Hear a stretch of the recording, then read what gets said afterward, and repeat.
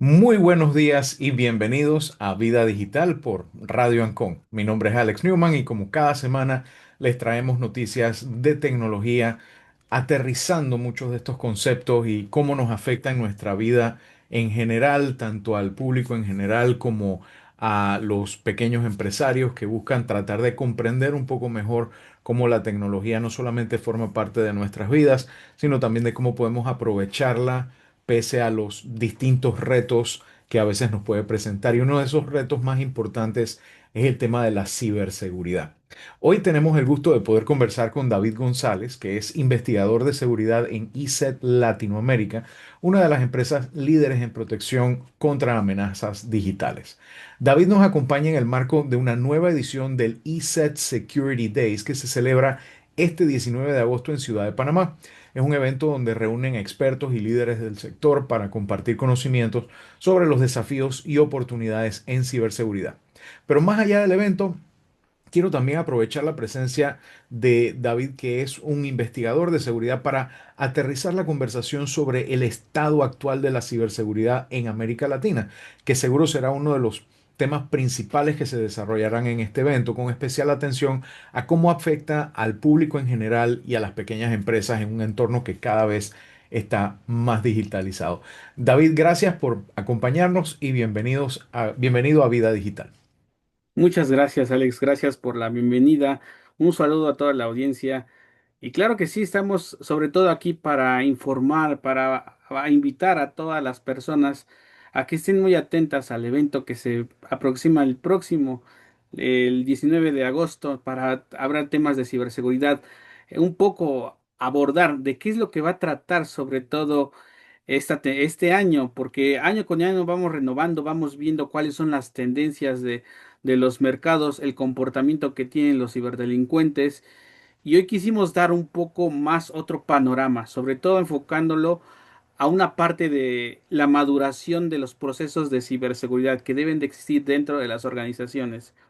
Entonces, nosotros empezamos primeramente, y ese es el panorama que se le va a dar al público, sobre todo cómo es que ha empezado a generarse tecnología, cómo es que el Internet empezó a ampliar la comunicación con las personas, pero también cuando se desarrolla una nueva tecnología, se puede utilizar para cuestiones totalmente productivas, pero también para cuestiones ilícitas. Y ahí es donde también se empieza a abordar desde los principios de cómo la Internet empezó a traer nuevos sistemas, la forma de comunicación, pero también del otro lado los ciberdelincuentes empezaron a crear estos famosos foros donde intercambiaban conocimientos, incluso hasta se juntaban para ver cuáles podrían ser sus potenciales víctimas. Entonces, es un recorrido de estos 30 últimos años, es decir, desde la generación de los noventas, principios de los 2000 y hasta ahora, hasta la actualidad.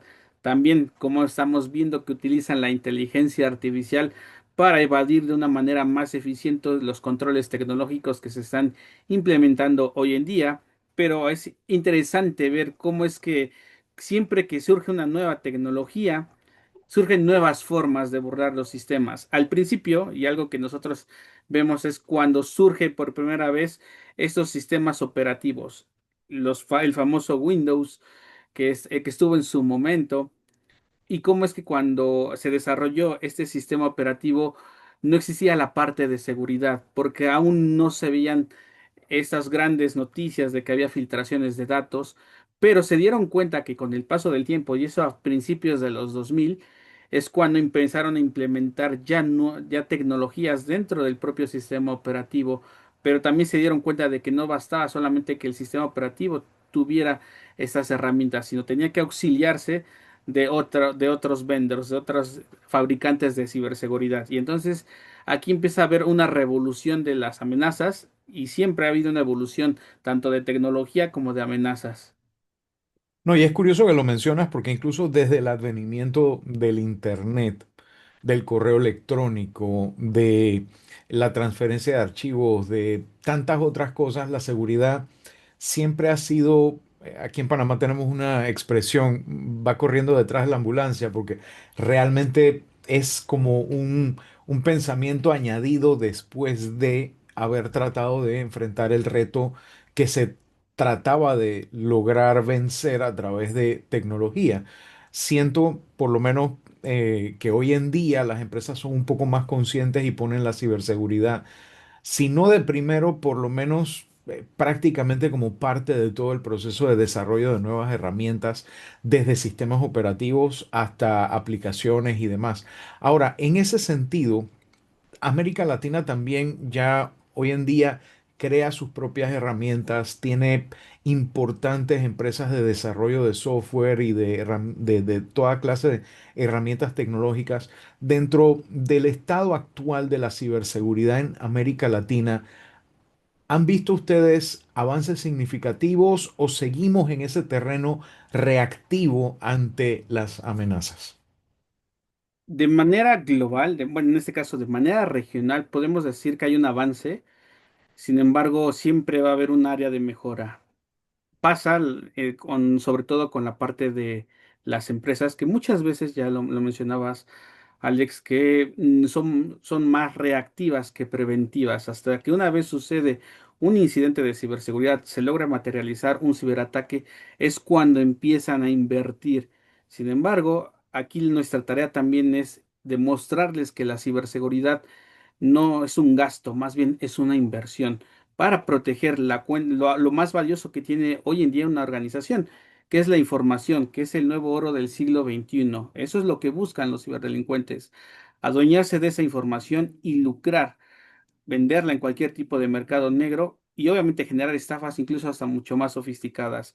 Y eso es lo que estamos viendo hoy en día, la parte de concientización que también es fundamental dentro de las organizaciones, estar atentos a cómo puede llegar a través de un correo electrónico, es algo tan sencillo como un correo electrónico y basta con que una persona que no esté informada, que no esté consciente de las amenazas que existen, da clic y ahí es donde desencadena todo un ciberataque. Entonces, eso también es fundamental dentro de lo que nosotros vamos a dar como charla, pero también una vez que ya se tiene un proceso de maduración, nos vamos a enfocar en algo que nosotros llamamos la inteligencia de amenazas. ¿Y qué es la inteligencia de amenazas? Es este proceso de analizar, recopilar información de cómo actúan los cibercriminales. Es algo que ellos manejan mucho una receta de cocina. Entonces siempre se basan sobre cierto tipo de comportamientos, de parámetros. Es difícil que salgan de esos porque es reconstruir o reimaginar la forma en cómo atacan. Entonces, eso es lo que estamos viendo hoy en día. La inteligencia de amenazas les va a ayudar muchísimo a las personas a posiblemente a responder más bien las preguntas de quiénes son los posibles atacantes, qué técnicas, qué herramientas utilizan, cuáles son sus motivaciones, cuáles son los activos más vulnerables dentro de la organización y cómo poder prevenir o mitigar estos ciberataques. Entonces existen formas de hacer un análisis y qué mejor con una herramienta. En este caso vamos a mostrar el potencial que tiene uno de nuestras herramientas que se llama un MDR y el MDR es el que se encarga de detectar y responder ante un ciberataque. Entonces esto le ayuda muchísimo a las personas que están monitoreando, que están identificando patrones anómalos dentro de una red. Entonces, esto vamos a hacer una pequeña demostración de cómo funciona una inteligencia de amenazas y sobre todo auxiliado con una herramienta. Ahora, en ese sentido, mucha- muchas pequeñas empresas, muchos emprendedores están cada día más conscientes por un lado y yo diría que saludablemente escépticos ante amenazas como la que mencionaste en un principio de, por ejemplo, que te llegan por correo electrónico o lo que fuera. Pero en esa investigación que ustedes hacen constantemente, ¿cuáles dirías tú que son las amenazas más comunes que enfrentan las pequeñas empresas hoy en la región y cómo se diferencian de los ataques que de pronto son dirigidos a grandes corporaciones? Por supuesto, Alex, es algo interesante la pregunta que mencionas. Primero, la parte de las pymes, es decir, estas pequeñas y medianas empresas.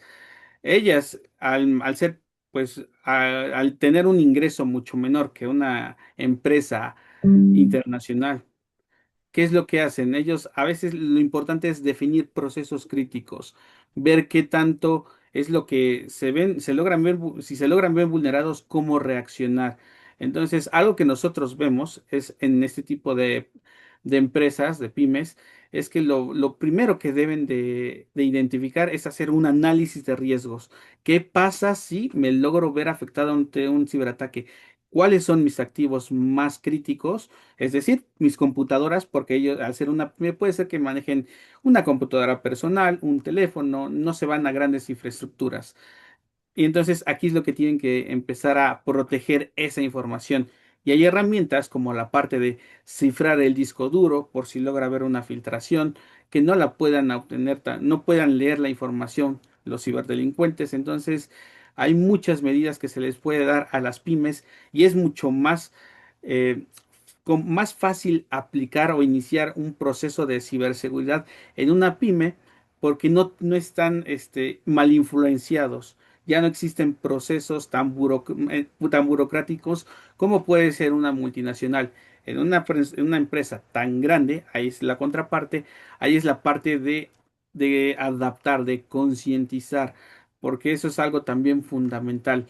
Si se podrá tener la tecnología más innovadora, de última generación, pero si no están conscientes los usuarios, desde los altos niveles hasta los que están hasta en la base del organigrama, pueden materializarse en un ciberataque. Y ya nos lo ha demostrado. Hay grandes compañías que tienen infraestructuras muy robustas, incluso herramientas de ciberseguridad, pero por algo, por una cuestión humana, es por donde se logra materializar un ciberataque. Entonces, ahí también viene un poco la parte de educar al personal, porque como mencionaba, es fundamental invertir en ciberseguridad y sobre todo en capacitación.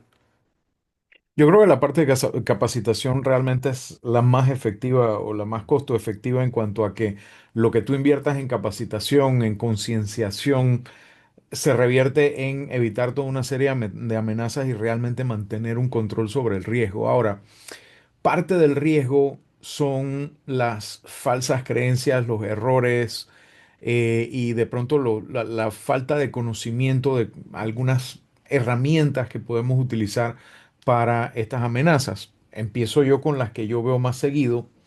Tengo backup, pero nunca lo pruebo. Tengo firewall, pero no tengo idea de qué es lo que está saliendo de mi red porque lo único que estoy protegiendo es que no me puedan ver mis equipos desde afuera. Tengo antivirus, sí, pero no tienes de pronto una protección ante otras amenazas como el robo de información o la fuga de información o las amenazas persistentes que pueden estar meses en tu red y hacer lo que se conoce como movimiento lateral de un equipo a otro hasta llegar a poderte hacer un daño muy grave. ¿Cuáles son dentro de la investigación que ustedes hacen constantemente las amenazas más comunes que los pequeños emprendedores, las pequeñas empresas están ahorita mismo necesitando corregir con mayor urgencia? Lo que nosotros vemos, Alex, de nuestro lado y el que tiene mayor impacto, a pesar de que es una de las técnicas más utilizadas desde hace muchísimos años, sigue siendo la parte del phishing en todas sus presentaciones. Puede ser a través de un mensaje de texto, de un correo electrónico, hoy en día también a través de redes sociales, los famosos deepfakes, cómo es que agarran el rostro de alguien conocido y de esa manera ganan la confianza de las personas. Entonces, eso es lo que vemos como lo que repercute más, sobre todo en este tipo de ataques que se dan, que hemos visto que parecen de película, de serie, que son que literalmente entran por un sistema y ya están totalmente organizados. Claro que existen esos casos, pero son muy aislados y son muy contados.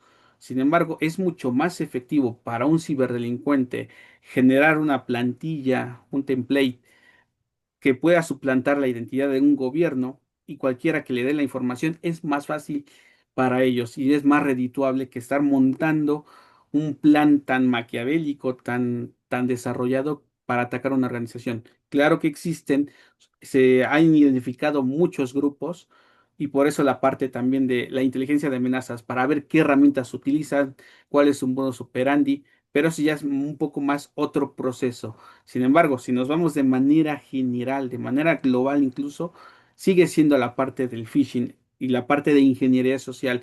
Eso es lo más importante de los ciberdelincuentes, es lo más redituable para ellos, porque es más fácil engañar al ser humano que a una herramienta. Entonces, si el ser humano, de nuevo, sé que es un círculo constante en la parte de concienciación, pero es importante eso, que la persona esté capacitada, que esté consciente de que existe, de que una amenaza puede llegar a través desde un mensaje hasta un correo electrónico o incluso un video. ¿Quién no te puede decir que un video de alguna red social, alguien que esté promocionando un enlace malicioso? Hay muchísimas formas en cómo pueden llegar.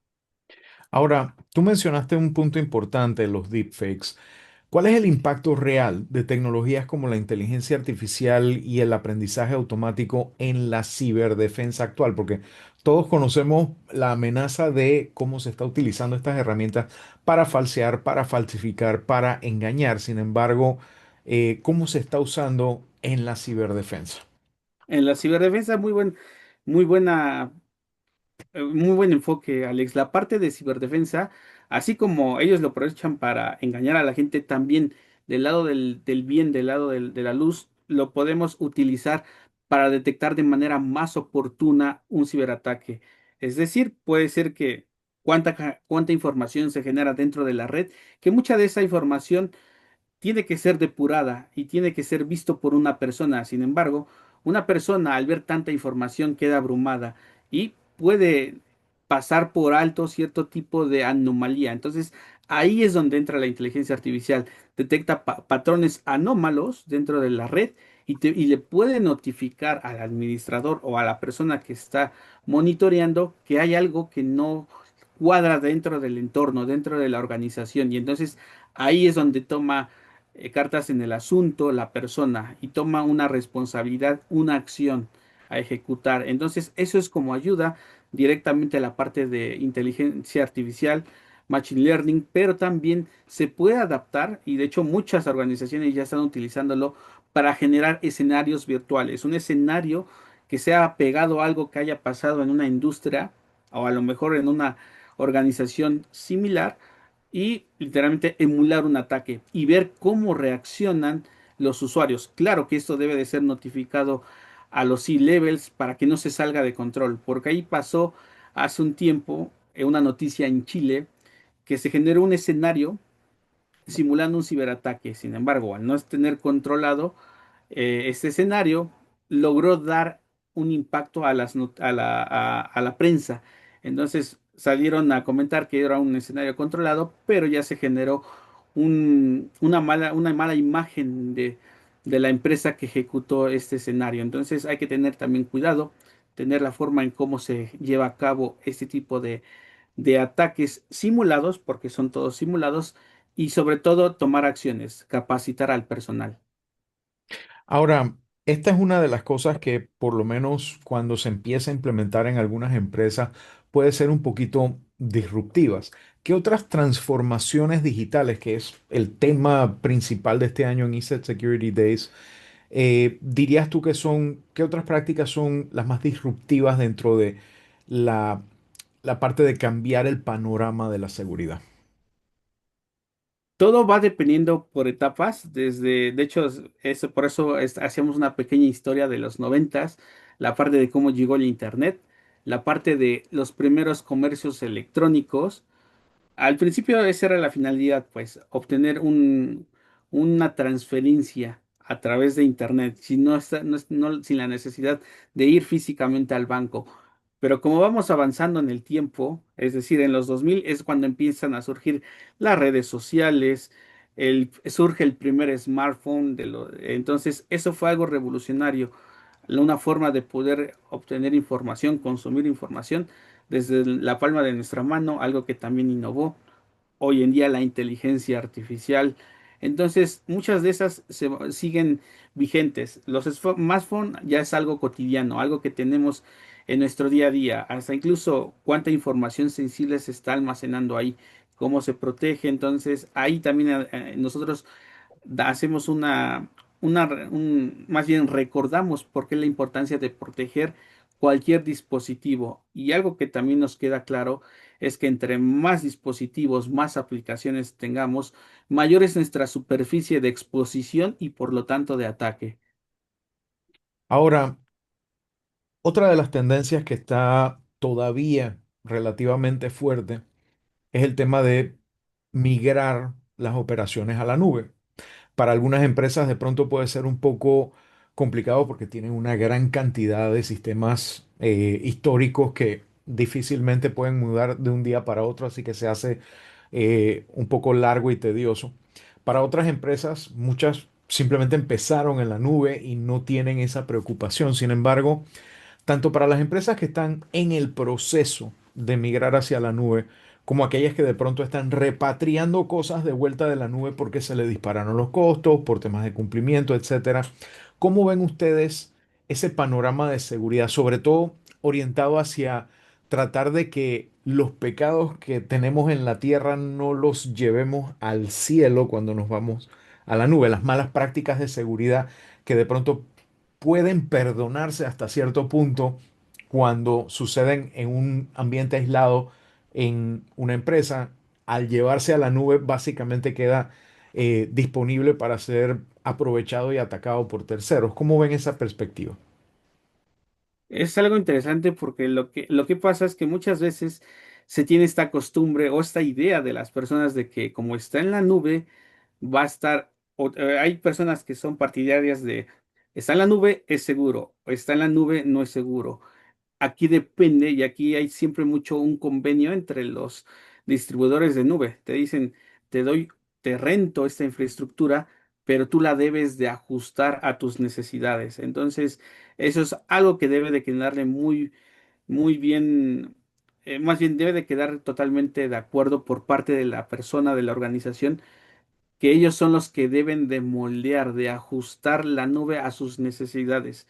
El proveedor externo, llámese Amazon, llámese Google, ellos solamente rentan la infraestructura. Entonces debe de haber un convenio, entonces, y deben de llevar esas buenas prácticas, porque hay muchas formas de validar que esté bien cuidada esa infraestructura a través de un análisis de pentest o también analizar directamente si se desarrolla una aplicación, si es de manera segura, que no haya por ahí una salida o una invalidación de los datos y por ahí es donde puedan llevarse la información los ciberdelincuentes. De hecho, la nube es también otra de las tecnologías que vino a revolucionar la forma en cómo consumimos contenido. Depende mucho también. Existen, al menos en América Latina, hay sectores que están muy escépticos de adaptar esa tecnología por la cuestión de privacidad, de dónde se almacenan esos datos, cómo se protegen esos datos y en dónde salver, y si logra haber una filtración de datos, quién es el responsable o el que ven el proveedor de la nube o la persona que rentó. Entonces se generan muchas veces estas discusiones y al final lo que se tiene que buscar es proteger esos datos. Entonces hay muchísimos ejercicios, muchas formas de proteger la información. Bueno, en ese sentido, lamentablemente se nos acaba el tiempo, así que mi última pregunta sería para que los oyentes interesados en poder participar de este evento ESET Securities Days en Panamá, ¿cómo se pueden registrar? ¿Qué pueden esperar de la jornada? Lo importante para registrarse es directamente desde nuestras redes sociales oficiales, que se llama ESET Panamá. Ahí pueden ver un poco relacionado a la invitación que se le está haciendo a todo público, sobre todo para la parte de ciberseguridad. Aquellos que estén interesados, que tengan inquietud en cómo está el estado de Latinoamérica relacionado a ciberseguridad. Entonces, ahí se pueden ingresar. Hay un cupo limitado por la cuestión de espacio, de logística, obviamente, pero también lo que podemos esperar dentro de estas charlas es sobre todo esto, la parte del panorama, cómo vemos que hay tecnologías que están revolucionando la forma en cómo proteger los activos y entonces ahí es una de las partes fundamentales que vamos a demostrar. Y sobre todo la parte de cuando ya se tiene una maduración dentro de una organización, ¿Cómo pueden ir más allá de simplemente tener instalado un firewall o un antivirus, sino también aplicándolo con la inteligencia de amenazas? Y eso, la inteligencia de amenazas, les va a ayudar incluso a ser mucho más, más proactivos cuando suceda un ciberataque. Bueno, David, muchísimas gracias nuevamente por esta conversación y por habernos ayudado también a comprender un poco mejor el panorama actual de la ciberseguridad en nuestra región. Sin duda, eventos como el ESET Security Day son esenciales para crear conciencia, compartir las buenas prácticas y tratar de fortalecer un poco ese tejido digital de nuestra sociedad. Le doy las gracias también a los amigos de Radio Ancon, al equipo de producción y por supuesto a nuestra audiencia de Vida Digital que nos acompaña tanto aquí en la radio como en las redes sociales, en YouTube y en Spotify. Gracias por acompañarnos en este espacio. Recuerden que nos pueden seguir a nosotros en @Vida Digital en todas las redes y pueden seguir a ISET en sus redes y además también visitar el sitio iset.com/Latam para más información. Nos vemos y nos escuchamos la próxima semana aquí en Vida Digital.